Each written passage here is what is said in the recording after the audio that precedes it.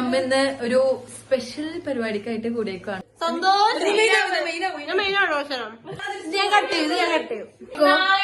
നമ്മുടെ ഇവിടെ എൻഗേജ്മെന്റ് ദിവസം പൊളിക്കാൻ പോണേനും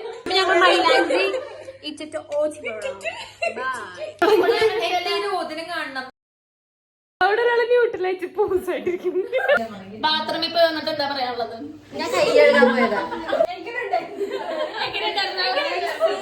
എന്റെ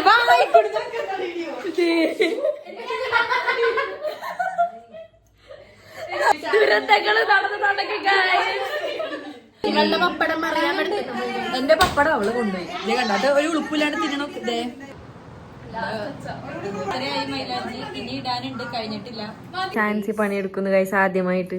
പിന്നെ ആദ്യമായിട്ട് പറയാം, ഇവിടെ ഫുള്ള് പണിയായിരുന്നു. ഇപ്പുറത്തെ കയ്യിലുണ്ടായിരുന്നു ഞങ്ങളുടെ വക